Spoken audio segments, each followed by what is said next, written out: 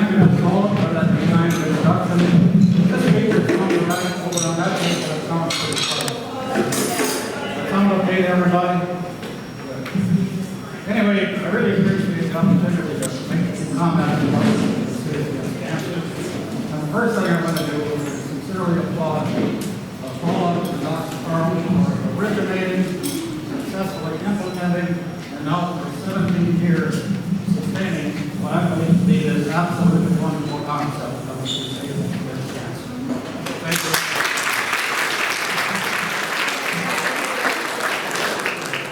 No doubt, like most of you, have witnessed many friends, relatives, co-workers, acquaintances fight and eventually lose this destructive, painful, costly, protracted battle against this brutal illness we call cancer. Yeah, cancer and the threat thereof, posed to all of us, often much closer than most of us even think about.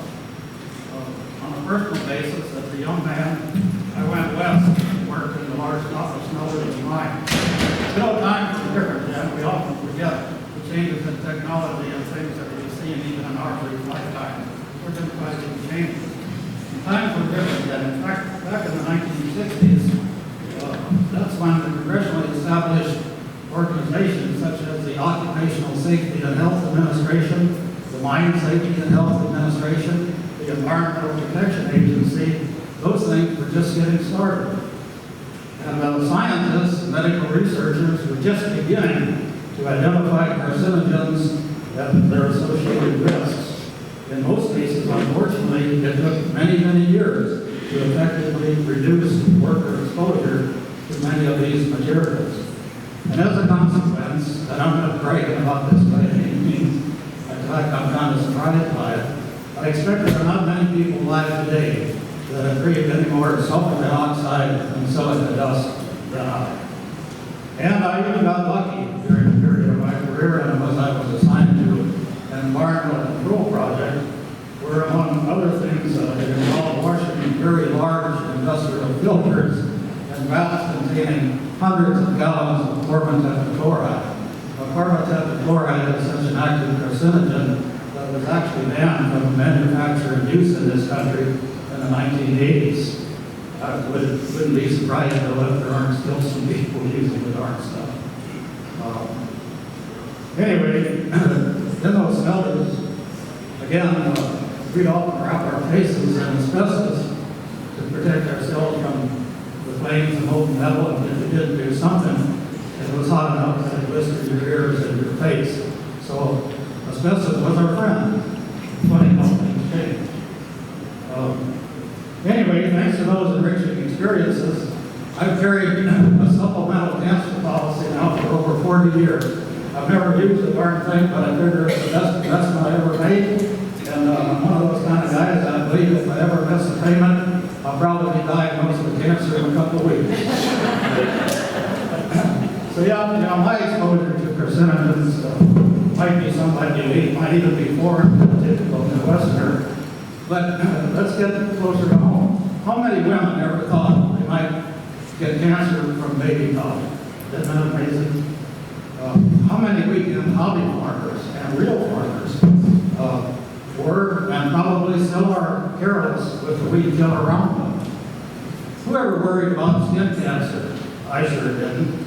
Until a great friend of mine almost died from what started out as a little red spot on her foot. Well, after her experience, I now have regular checkups. I've had many growths and scaly things frozen, and a couple of really ugly things surgically removed. I'm convinced that if a human male lives long enough, he's going to get prostate cancer. You can count on it. But one of the things that really bothers me about this, don't forget the little ones. Even the youngsters, almost babies, are not immune to this terrible illness. And those and their families are the ones that I have great sympathy for. It just doesn't seem fair. On the other hand, I guess I'm proud in our civilized society that we actually do still have hospitals. Certainly the five that are funded through the ancient Arabic order of nobles of the Mystic Shrine, that most of you know as the Shriners, or Kenny Thomas and his great philanthropy with that fantastic children's hospital. And I believe there are a couple others.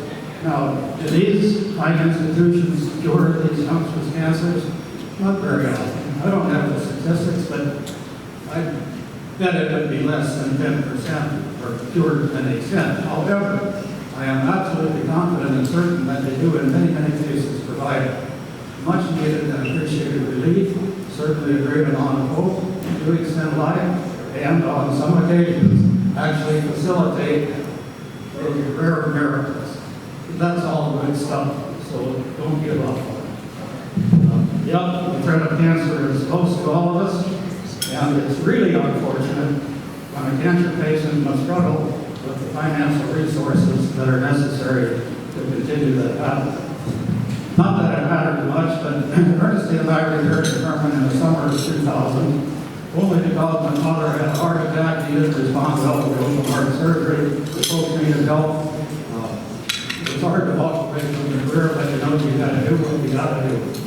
But had it not been for that problem, we would have remained some 1,500 miles away and not had the wonderful experience of participating in the evolution of the crusade against cancer. The Pierces, on the other hand, had settled in Herman a couple of years earlier, and they immediately became actively involved in a number of civic initiatives, including that Relay for Life fundraiser sponsored by the American Cancer Society.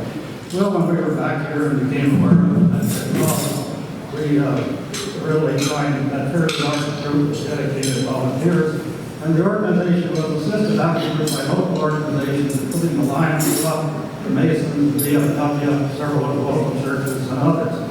And we enjoyed working together, and we whistled while we worked. We somehow even survived that gruesome thing, I think it was called nearly all-night candlelight vigil. Boy, was that a bear. And but we got through it. And we were then so proud that every year we would earn 60, some years as much as $80,000 to send to the American Cancer Society. Boy, we were really something. We were good people. And you know, in return for all our work and what have you, some years they actually sent back a gas card worth either 50 or 100 bucks. I never did ask Paula and the other leaders about thinking how they chose who could give that one gas card to. But, you know, that was quite a deal. However, as the years passed, it became evident to Doc, to Paula, and to others that we really had more serious problems in our community with our local cancer patients, many of whom now struggle with the cost of medication, medical treatment, transportation, food, utilities, everything. So thus, the Crusade Against Cancer was formed as a nonprofit 501c3 corporation back in 2006. But not without a bit of a hoorah, which we always have those in Herman, a bit of a hoorah and criticism from the Relay for Life crowd. I guess they didn't realize the pie is big enough for all of us. But anyway, my response to that hoorah, which that kind of guy told me, was threefold. And first, wake up, people. We've done our part of the work for many, many years. Second, smart people take care of our own and their communities first. You don't have a healthy community, you're not going to be much to help anybody. And third, I bet that most of us will continue to send our little checks into the American Cancer Society because we're smart enough to realize the long-term benefit of ongoing research. And, you know, they didn't problem me too hard and everything eventually settled down, and those projects seem to be working just fine. In addition to all that, I do find it very noteworthy that a number of other communities, in fact, I think a couple even out of the state of Missouri, have noticed and adopted our to help their cancer patients. That's a big thing. Now, hopefully some of you will spread the word and educate more people about this thing. So always remember, the Crusade program is available to all residents of the Gaston County R1 school district, and really important, it's governed by established protocols that ensure that the applicants meet the criteria for receiving assistance, but perhaps more important, that all legal aspects of patient privacy are preserved. Don't forget that.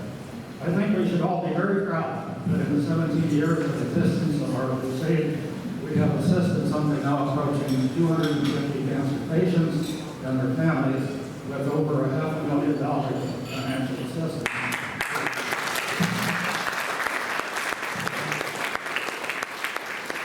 For all those needs of life and living that I mentioned before, in my book, that's quite an accomplishment for a little hometown program. So, and God bless you, America, and back to Burma. However, money doesn't grow on trees, and over the years, the funds to provide this assistance have been generated by a number of events, including golf tournaments, trivia nights, celebration of life, spring fashion show and luncheon, I think some raffles, a bunch of other things. I can remember getting some greasy from different Broadway for my classes. I couldn't see to it. But at any rate, now this daily event. And we're always looking for new ideas, but we're also looking for worker bees to help put them on and make them a success. And obviously, donations, requests are always appreciated. And we do still whistle while we work. I'm going to share with you one of my most memorable occasions. Memorable, not necessarily the most enjoyable, was the year that I was the only male model at the fashion show. I had to beat your heart out. Your time might come. At any rate, I was thinking that I was really being professional and doing just a dandy job. But all at once, a couple of beautiful but somewhat matronly ladies sitting up front started hollering, "Bob, we need more blood." So I turned around and gave them some, and I haven't been asked to be a model ever since.